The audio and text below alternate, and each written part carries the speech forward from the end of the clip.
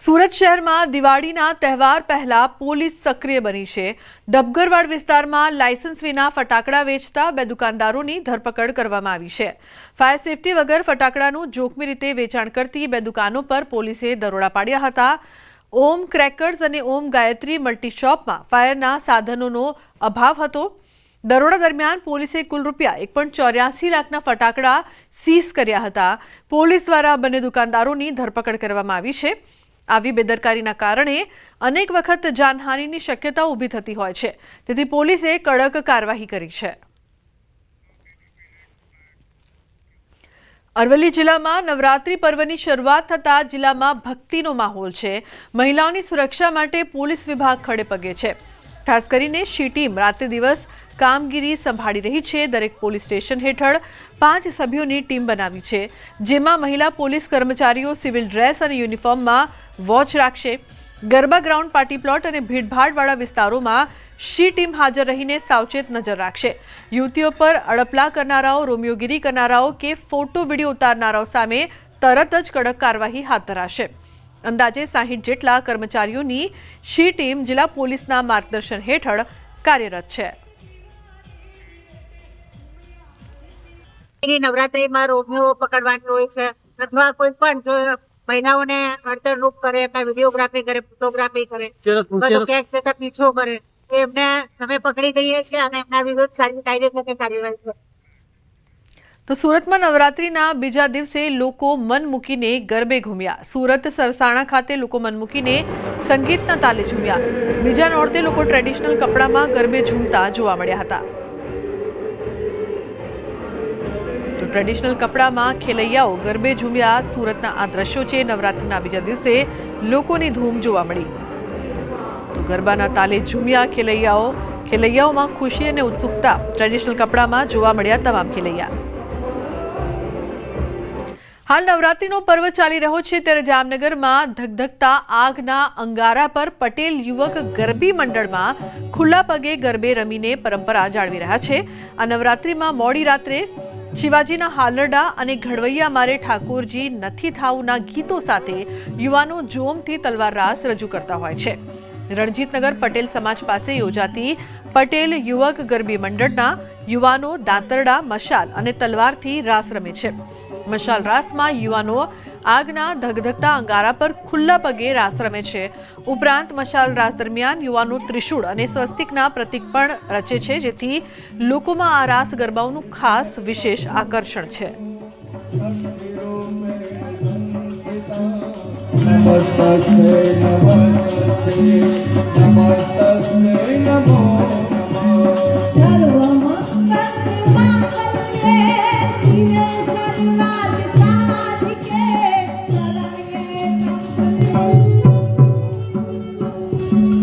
ગણાતા જામનગરમાં હાલ માં નવદુર્ગાના નવરા નોરતા ચાલી રહ્યા છે, ત્યારે પટેલ યુવક ગરબી મંડળ દ્વારા છેલ્લા કેટલાય વર્ષથી પરંપરાગત વસ્ત્રો પરિધાન કરી અને યુવકો છે એ માં નવદુર્ગાની આરાધના નવે નવ નોરતા કરે છે। ત્યારે આ વર્ષે પણ આ જે યુવાનો છે તે વિવિધ રાસો રજૂ કરી અને લોકોનું મન મોહી રહ્યા છે। આપણે તેમની સાથે સીધી વાત કરીશું। શું કહેશો, કેટલા વર્ષ જૂની ગરબી અને કેટલા ટાઈમથી આપ આ ગરબીમાં રમો છો?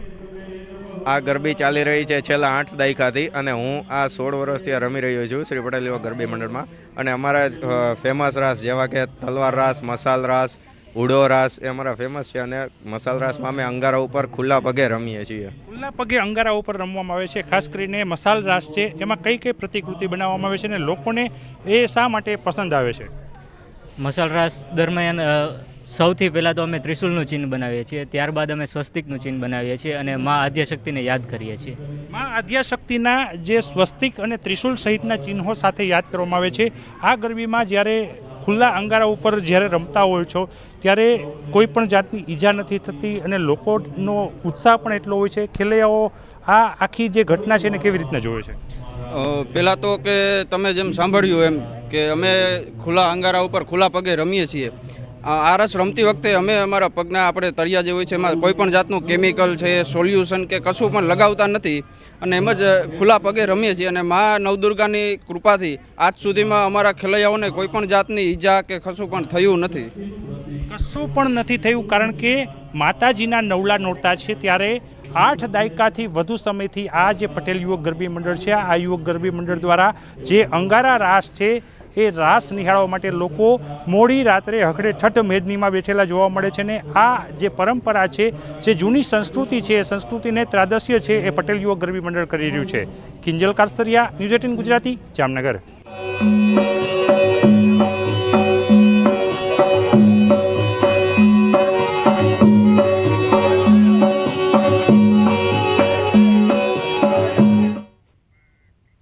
તો શક્તિપીઠ યાત્રાધામ પાવાગઢ ખાતે શારદીય નવરાત્રિએ રાત્રે મંદિર ચોકમાં માતાજીના ગરબાની જામી રમઝટ. ડુંગર ઉપર રહેતા પરિવારો અને માતાજીના દર્શન માટે આવેલા ભક્તો, બંદોબસ્તમાં રોકાયેલા પોલીસ કર્મીઓ અને મંદિરના કર્મચારીઓ સહિત માતાજીના સાનિધ્યમાં ગરબે ઘૂમી ધન્યતા અનુભવી.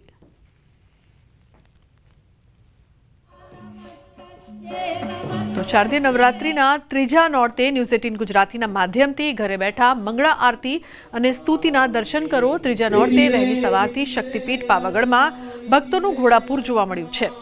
વહેલી સવારે પાવાગઢ મંદિર અને ડુંગર ધુમ્મસ અને ઠંડાગાર સુસવાટા મારતા પવનવાળું વાતાવરણ જોવા મળ્યું. નવરાત્રિમાં માતાના દર્શન કરવા ભક્તો મંગળા આરતીમાં દર્શન માટે કતારોમાં ખડકાયા. આહલાદક વાતાવરણ અને માતાજીના દર્શન સાથે ભક્તો પાવાગઢ મંદિર પરિસરને માતાજીના જયઘોષથી ગુંજવી દીધો. આબાલ, વૃદ્ધ, અશક્ત સહિત માઈ ભક્તોમાં માતાજીના દર્શન માટે અનેરો ઉત્સાહ જોવા મળ્યો હતો.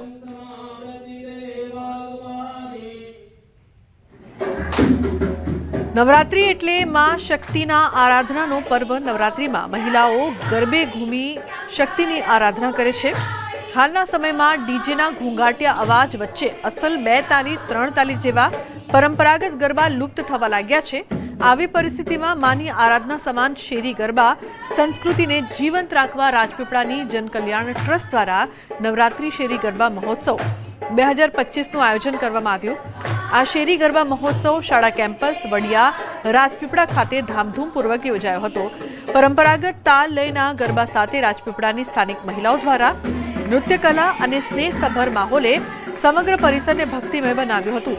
આ પ્રસંગે સમારંભને મુખ્ય મહેમાન તરીકે ડોક્ટર દર્શનાબેન દેશમુખ, ધારાસભ્ય નાંદોદની વિશિષ્ટ ઉપસ્થિતિ રહી હતી. પરંતુ અસલ તો માની આરાધના માટે જે માથે ગરબી અને ઢોલના ધબકારે જાતે ગરબા ગાય એને જ ગરબા કહેવાય. જે માટે આજે રાજપીપળાની મહિલાઓ દ્વારા ગ્રુપ બનાવી અસલ પ્રાચીન ગરબા ગાયા હતા અને આ ગરબા હરીફાઈ યોજવામાં આવી હતી. નવા પદ્ધતિના ગરબામાં આપણી જે જૂના પ્રાચીન ગરબા છે, શેરી ગરબા, જે પહેલાં શેરીઓમાં ગવાતું હતું, એમાં એક જણ ગરબો ગાય અને બીજા ઝીલે, તો એ આપણી પરંપરા ચાલુ રાખવા માટે આ અમારો એક પ્રયાસ છે. આજના મોડર્ન યુગની અંદર જ્યારે ડીજે અને બીજા બધા મ્યુઝિક સિસ્ટમોએ જગ્યા લઈ લીધી છે, ત્યાં આ પ્રાચીન ગરબાને જીવંત રાખવા માટે અહીંયા જે પ્રયત્ન થઈ રહ્યા છે એ ખૂબ જ સારા છે. છેલ્લા ઘણા વર્ષોથી અમે ભાગ લઈ રહ્યા છે, જીતી પણ રહ્યા છે. અને આની અંદર સૌથી મહત્વની વાત એ છે કે બહેનો ભેગી મળીને પ્રાચીન ગરબાને ગાય છે અને જૂની સંસ્કૃતિને આજની પેઢી સુધી પહોંચાડે છે. નવલી નવરાત્રિમાં માની આરાધનામાં ભક્તો તલ્લીન બન્યા. આઈએસ અધિકારી દિગ્વિજયસિંહ જાડેજા પરિવાર સાથે ગરબે ઝૂમ્યા. જંકશન પ્લોટ વિસ્તારમાં પરિવાર સાથે ગરબી રમ્યા. ન્યૂ ગરબી મંડળ દ્વારા આ ગરબીનું આયોજન થાય છે. ડીડી જાડેજા તેમજ તેનો પરિવાર આ ગરબીના આયોજન સાથે વર્ષોથી જોડાયેલ છે. તો ડીડી જાડેજા ગીર સોમનાથના કલેક્ટર તરીકેના કાર્યકાળ દરમિયાન ખૂબ જ ચર્ચાનું કેન્દ્ર પણ બન્યા હતા.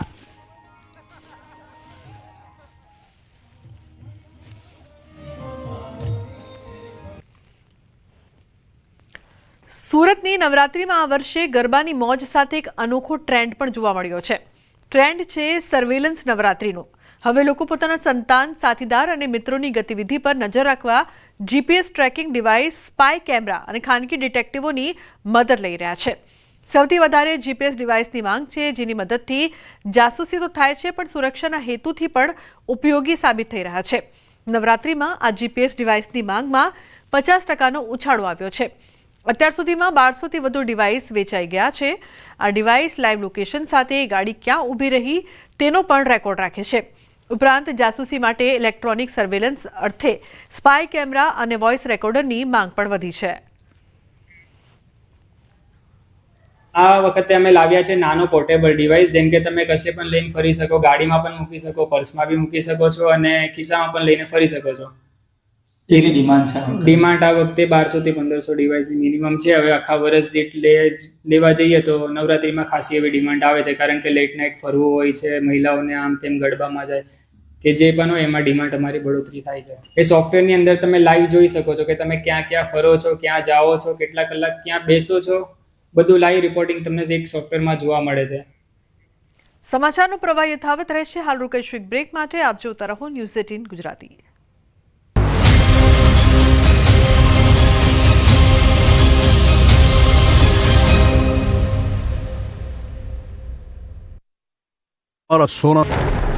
દક્ષિણ ગુજરાતમાં મેઘરાજાએ જતા જતા ધબધબાટી બોલાવી હતી. મોડી રાતથી જ નવસારી, ડાંગ, વલસાડ, વાપી, દાદરાનગર હવેલી, બારડોલી સહિતના વિસ્તારોમાં છૂતરાફાળ વરસાદ પડતા આખું દક્ષિણ ગુજરાત પાણી થઈ ગયું. મોટાભાગનો વિસ્તાર તરબોળ થઈ ગયો. ડાંગની પૂર્ણા, અંબિકા, ગીરા, ખાપરી સહિતની નદીઓએ રૌદ્ર સ્વરૂપ ધારણ કર્યું. ડેમો પણ ઓવરફ્લો થઈને વહેતા થયા હતા. તો ડાંગની ઓળખ સમાન ગીરાધોધે પણ ફરી એકવાર તોફાની રૂપ ધારણ કર્યું. અંબિકા નદી પર આવેલા ગીરાધોધનો અદ્ભુત નજારો નિહાળી પ્રવાસીઓ ઝૂમી ઉઠ્યા. વરસાદ પડતા વિસ્તાર સોળે કળાએ ખીલી ઉઠ્યો હતો. ડાંગ જિલ્લામાં ભારે વરસાદે તબાહી પણ મચાવી છે.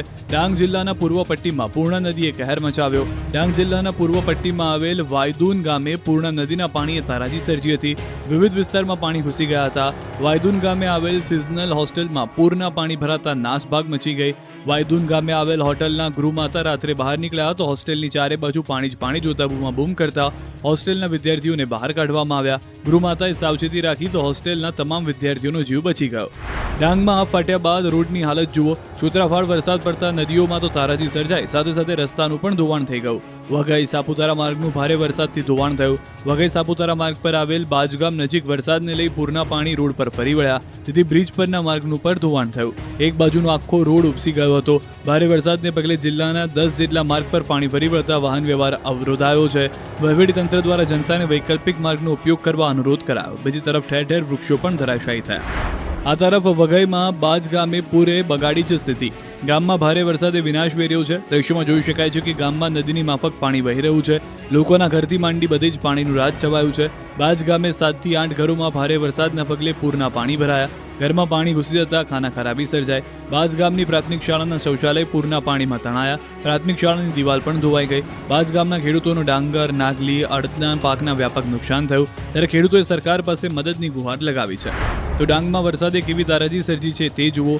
8 થી 10 ઇંચ વરસાદ ખાબકી જતા પૂર્ણા નદી તોફાની બની હતી. વરસાદને કારણે ઠેર ઠેર પાણી ભરાયા હતા. નદીનો ધસમસતો પ્રવાહ ગામડાઓમાં ઘૂસી જતા લોકો મુશ્કેલીમાં મુકાયા હતા. તો સામેલાદાર વરસાદથી માછલી ખાતર ગામ નજીક નદીના પાણીએ મચાવી તબાહી. માછલી ખાતર નદીના કાંઠે દુકાનો અને ઘરોમાં ઘૂસ્યા પાણી. માછલી ખાતર ગામ નજીક પૂર્ણા નદીના કાંઠે પાર્ક કરેલા વાહનો પણ નદીમાં ડૂબ્યા. ભારે મેઘ ખાંગર થતા સુરતમાં મહુવાનો mother India dam overflow. Ambika નદીમાં ઘોડાપુર આવતા ડેમ ઓવરફ્લો થયો, જેને લઈને તંત્રએ 7 ગામને એલર્ટ કર્યા.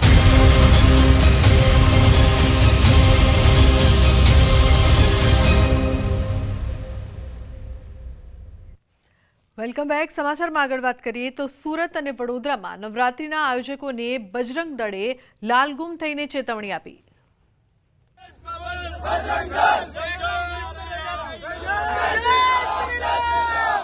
નવરાત્રીનો પાવન પર્વનો પ્રારંભ થતા બજરંગ દળ સક્રિય થઈ ગયું છે. ત્યારે સુરતના વેસુ વિસ્તારમાં સુવર્ણ નવરાત્રીમાં અન્ય ધર્મના કલાકારો અને ગરબાના પાર્ટનર અન્ય ધર્મના હોવાનું સામે આવતા બજરંગ દળના કાર્યકર્તાઓ દરોડા પાડ્યા, હોબાળો મચાવ્યો. મંચ પર ઢોલ અને અન્ય સંગીત વાદ્યો વગાડતા 5 થી 7 જેટલા કલાકારો અન્ય ધર્મના હોવાનું માલુમ પડ્યું. જેથી બજરંગ દળના કાર્યકર્તાઓએ તેમને મંચ પરથી નીચે ઉતાર્યા. ત્યારબાદ આ કલાકારો અને સુવર્ણ નવરાત્રીના મુખ્ય આયોજકોને નવરાત્રી પંડાલની બહાર લાવવામાં આવ્યા. અન્ય ધર્મના લોકોને નવરાત્રીના કાર્યક્રમોમાં સામેલ ન કરવા બજરંગ દળની અપીલ છે. આયોજકોને ભવિષ્યમાં આવી ભૂલ ન કરવા ચેતવણી આપી. આયોજકોએ હાથ જોડીને ક્ષમા માંગીને લેખિતમાં બાંહેધરી આપી કે હવે પછી કોઈ અન્ય ધર્મના લોકોને નવરાત્રીના કાર્યક્રમોમાં સામેલ નહીં કરવામાં આવે. પોલીસ તાત્કાલિક સ્થળ પર પહોંચી ગઈ હતી અને પરિસ્થિતિ પર નિયંત્રણ મેળવ્યો હતો. સુરતની જેમ જ વડોદરામાં પણ ગરબામાં વિધર્મીઓના પ્રવેશને લઈને વીએચપી અને બજરંગ દળ મેદાને આવ્યું. એલવીપી ગરબા ગ્રાઉન્ડમાં પાસ તેમજ સ્ટોલની ફાળવણી વિધર્મીને કરાતા વિવાદ થયો. ખાણીપીણીના સ્ટોલ પરથી વિધર્મીને બહાર કઢાયો. બનાવ બાદ બજરંગ દળના કાર્યકરે કહ્યું કે વિધર્મી મુક્ત નવરાત્રી ઉજવાશે અને 500 થી 1000 કાર્યકરો અલગ અલગ જગ્યાએ રહેશે તૈનાત. વડોદરાના દરેક ગરબા પર રાખશે નજર. જોકે અહીં સવાલ એ છે કે શું બજરંગ દળનો વિરોધ માત્ર દેખાડા પૂરતો જ છે કે પછી અન્ય કોઈ ઉદ્દેશ છે. રાજકોટ યાર્ડમાં મગફળીની હરાજી શરૂ. ભાવ ઓછા મળતા ખેડૂતો થયા નિરાશ. ચાલુ વર્ષે સરકારે ટેકાના ભાવે મગફળીની ખરીદી માટે 1452 રૂપિયા જાહેર કર્યા છે, પરંતુ મગફળીનું આગોતરું વાવેતર કરનાર ખેડૂતો દ્વારા હાલ મગફળી માર્કેટિંગ યાર્ડ એટલે કે ઓપન બજારમાં વેચવામાં આવી રહી છે. રાજકોટના બેડી માર્કેટિંગ યાર્ડમાં ખેડૂતોને મગફળીના ન્યૂનતમ 750 તેમજ મહત્તમ 1250 રૂપિયા સુધીના ભાવ મળ્યા. આમ ટેકાના ભાવ કરતાં ખેડૂતોને ઓછા મળ્યા છે. શિયાળુ પાકનું આગોતરું વાવેતર કરનાર ખેડૂતોને દિવાળીનો તહેવાર માથે હોવાને કારણે યાર્ડમાં મગફળી ટેકાના ભાવ કરતાં પણ ઓછા ભાવે વેચવાની ફરજ પડી છે. ખેડૂતોનું કહેવું છે કે સરકાર સામાન્ય રીતે લાભ પાંચમથી ટેકાના ભાવે મગફળીની ખરીદીની શરૂઆત કરતી હોય છે. તેની જગ્યાએ જો નવરાત્રિથી ટેકાના ભાવે મગફળીની ખરીદીની શરૂઆત કરવામાં આવે તો ખેડૂતોએ મગફળી ઓપન માર્કેટમાં વેચવાની જગ્યાએ સરકારને વેચી શકે છે. હાલ રાજકોટની બેડી માર્કેટિંગ યાર્ડમાં 30,000 ગુણી મગફળીની આવક થાય છે. તો ગંદા પાણી મુદ્દે જામનગરની મહિલાઓએ માનવ સાંકળ રચી રોડ કર્યો બ્લોક. કંઈક આ રીતે જામનગરની મહિલાઓએ રોડ પર માનવ સાંકળ રચી રોડ બ્લોક કરી ચક્કાજામ કર્યો. કેમ કે જામનગરના સત્યમ કોલોની વિસ્તાર નજીક છેલ્લા કેટલાક દિવસોથી પીવાના પાણીમાં ગટરનું પાણી ભળી ગયું, જેથી લોકો ગંદુ પાણી પીવા મજબૂર બન્યા. આ અંગે લોકો 3 મહિનાથી રજૂઆત કરી રહ્યા છે. આમ છતાં કોઈ ઉકેલ ન આવતા અંતે મહિલાઓ રોષે ભરાઈ. મહિલાઓએ રોડ પર ઉતરીને રોડ પર જામ કરી દીધો.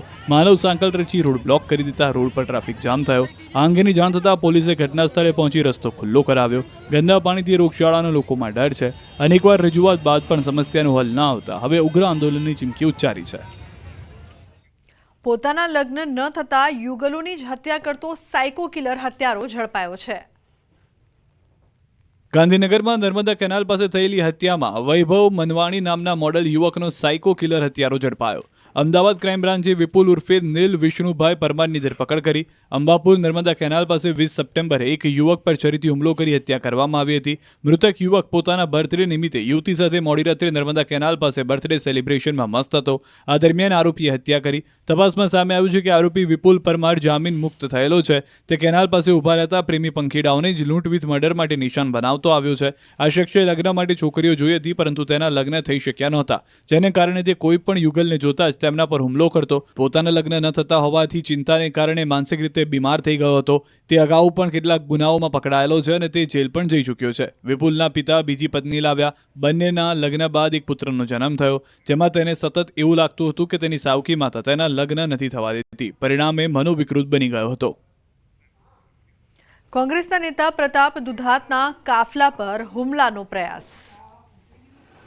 અમરેલી જિલ્લા કોંગ્રેસના પ્રમુખ અને પૂર્વ ધારાસભ્ય પ્રતાપ દુધાતની કાર આંતરીને હુમલો કરવાનો પ્રયાસ કરાયો. સૌરાષ્ટ્રના સાવરકુંડલાના પૂર્વ ધારાસભ્ય પ્રતાપ દુધાત સરદાર યાત્રા સંપન્ન કરી સોમનાથથી પરત ફરતા હતા.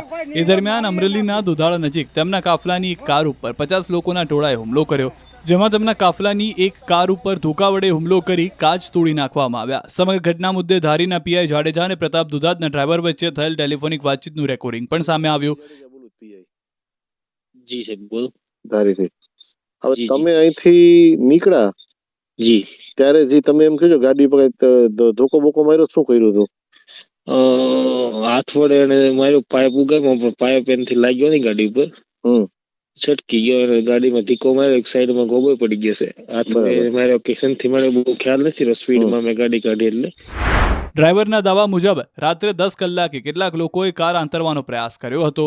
એક ગાડીના કાચ તૂટી ગયા અને ઘટના સ્થળે અફરાતફરી મચી ગઈ. આ તરફ હુમલાના પ્રયાસ બાદ પ્રતાપ દુધાત અમરેલી જિલ્લા પોલીસ વડાને મળવા પહોંચ્યા, જે બાદ તેમણે આક્ષેપ કર્યો કે જિલ્લામાં કાયદો અને વ્યવસ્થા ખાડે ગયા છે. જોકે પ્રહાર કોણે કર્યો અને તેનો ઈરાદો શું હતો તેને તેમણે ઉલ્લેખ નથી કર્યો. ઊંડાણપૂર્વક તપાસ કરવા માંગ કરી. અમારી પદ્ધતિ પ્રમાણે ગાડી અમે સ્પીડમાં કાઢી લીધી અને ત્યારબાદ ફરી એક બાજુના દુધાળા ગામથી અમે લોકોને ત્યાં મોકલ્યા. એટલે 2-3 4 વ્હીલર અને અસામાજિક તત્વો ત્યાં હાજર હતા.